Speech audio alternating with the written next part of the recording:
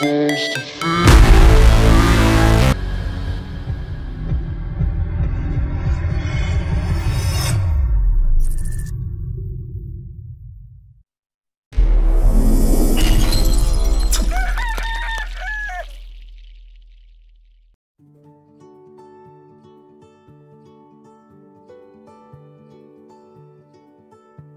Halo kawan laut, ketemu lagi dengan saya Devi, host podcast Info Kita Kantor Otoritas Pelabuhan Utama Makassar. Pagi ini saya sudah bersama dengan Bapak Muhammad Anto Julianto. Beliau merupakan Kepala Kantor Otoritas Pelabuhan Utama Makassar yang dilantik oleh Menteri Perhubungan tanggal 28 Desember tahun 2021. Selamat pagi Bapak, apa kabar? Selamat pagi. Kabar baik, Mbak Devi. Alhamdulillah. Atmosfer baru ya Bapak, karena yang saya tahu Bapak sebelumnya Bapak dari BPKP, kemudian bergeser di Itjen, lalu dipercayakan sebagai Kepala Kantor Distrik Navigasi Kelas 1 Palembang, dan sekarang menjabat sebagai Kepala Kantor Otoritas Pelabuhan Utama Makassar. Bagaimana Bapak kantor OP Makassar? Apa kesan pertama yang Bapak dapat dari sini? Makasih Mbak Devi. Siap. Jadi ketika saya di BPKP, Badan Pengawasan Keuangan dan Pembangunan, kemudian beralih ke Inspektorat Jenderal, nuansanya adalah nuansa pengawasan. Semuanya, tusinya, semuanya adalah melakukan pengawasan. Kemudian pindah ke Distrik Navigasi Palembang. Siap. Kemudian pindah lagi ke Otoritas Pelabuhan Utama Makassar.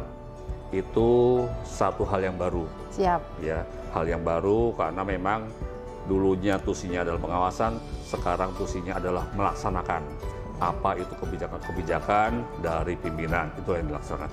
Satu hal yang sangat-sangat berbeda, ya, yang tadinya dunia pengawasan, sekarang dunia pelaksanaan kebijakan. Nah, di Otoritas Pelabuhan Utama Makassar ini pun saya melihat ini sebagai suatu tantangan. Tantangan yang mengharuskan saya untuk bisa bekerja lebih baik daripada yang dulu-dulu. Kalau dulu di pengawasan kita memberi nasihat, kita melakukan pendampingan, ya, bagaimana supaya yang kita dampingi bisa bekerja dengan baik. Nah, sekarang pengalaman baru adalah bagaimana kita melaksanakan, ya, bagaimana kita melaksanakan kebijakan-kebijakan itu sehingga bisa memperoleh kinerja yang baik. Nah, saya melihat di OPU Makassar ini atmosfernya sangat-sangat mendukung, ya. Teman-teman di sini juga sangat mendukung. Kemudian lingkungannya juga sangat mendukung untuk bisa saya melaksanakan tantangan-tantangan itu. Betul. Gitu Mbak Devi. Siap Bapak. Kemudian Bapak Senin pagi tanggal 17 Januari tahun 2022 kemarin, apel pagi yang rutin dilaksanakan, Bapak bertindak sebagai pembina apel. Apel tersebut juga dirangkaikan dengan penandatangan fakta integritas, penyerahan SK kenaikan pangkat, dan penyerahan penghargaan untuk pegawai dengan pelayanan terbaik periode November dan Desember tahun 2021.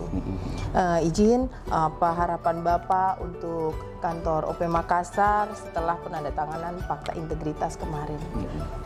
Jadi Mbak Devi, penandatanganan fakta integritas ini adalah kelanjutan dari pelaksanaan penandatanganan fakta integritas di tingkat eselon 1 yang minggu lalu dilaksanakan. Siap. Jadi kita di sini melaksanakan juga ritual, ya, seremonial untuk bisa menandatangani fakta integritas. Maksudnya adalah kita selalu mengingatkan bahwa pegawai-pegawai itu dalam bertindak, dalam berperilaku ada batasan-batasannya. Betul. Ya, batasannya apa? Yang kita tanda tangani, yaitu fakta integritas. Ya. Jadi fakta integritas itu meskipun dilakukan secara seremonial, hendaknya dilakukan dengan sepenuh hati. Sepenuh hati, betul. Karena apa? Karena dia menjadi pengingat kita. Betul. Kalau tidak ada yang mengingatkan, ya kita akan terjerumus. Ya, bagaimanapun manusia itu punya sifat salah dan lupa. Siap. Nah, betul, inilah yang kita lakukan di awal tahun kita melakukan seremonial untuk bisa menandatangani fakta integritas. Jadi tujuannya adalah mengingatkan. Nah, mengapa? Karena kita ingin pegawai-pegawai yang menandatangani itu berperilaku akuntabel, ya, kemudian transparan, betul. kemudian menjunjung tinggi nilai-nilai integritas. Apa itu? Apa yang dipikirkan, apa yang dibicarakan, apa yang ada di dalam hati, dan apa yang dilakukan itu selaras semuanya. Oh, siap. Nah, Satu suara. itulah yang namanya integritas, gitu. Siap, Bapak. Nah, saya berharap pegawai-pegawai yang menandatangani ataupun kita semua, ya, seperti itu. Apa yang kita harapkan, apa yang kita pikirkan, apa yang kita ucapkan, semuanya sesuai dengan tindak lanjut kita. Gitu. Siap, Bapak. Jadi memang untuk kemajuan kantor kita ya, Bapak, Benar. tujuannya. Betul. Dia berharap dengan kita semuanya menandatangani fakta integritas, ingat selalu, oh kita ada di jalan salah, oh kita berada di jalan yang benar, oh apa yang harus kita lakukan. Nah, kita selalu mengingatkan, karena kalau tidak diingatkan, ya seperti itu. Ya, mungkin pegawai nanti akan lalai lagi, sering salah. kesalahan lagi. Siap, sebelum Bapak, diingatkan oleh pihak lain. siap, betul. Sebelum diingatkan oleh inspektorat, Ya. sebelum diingatkan oleh BPK, sebelum diingatkan oleh atasan pimpinan kita dan sebagainya. Siap, Ya, Bapak. kita punya self reminder. Betul sekali. Kemudian Bapak, selain penandatanganan fakta integritas kemarin, Bapak juga memberikan penghargaan kepada pegawai dengan pelayanan terbaik. Apa tujuan atas pemberian penghargaan tersebut? Ini saya melihat sebagai satu inovasi, ya. Siap. Inovasi, reward and punishment. Ya, saya melihatnya ke sana. Karena apa? Sebagai ASN kita tidak punya lagi reward yang diberikan. Apa? Nggak ada rewardnya. Iya, selain penghargaan, selain apresiasi dari apa yang sudah kita lakukan. Betul sekali. Satu itu, kita memberi apresiasi. Yang kedua, ini juga bisa memberi contoh kepada yang lainnya. Ya, memberi contoh kepada yang lainnya supaya dia bisa mengikutinya. Betul. Kalau melihat, oh itu pegawai ini, ya, sepantaran saya, apa sih kelebihannya? Ternyata dia punya kelebihannya.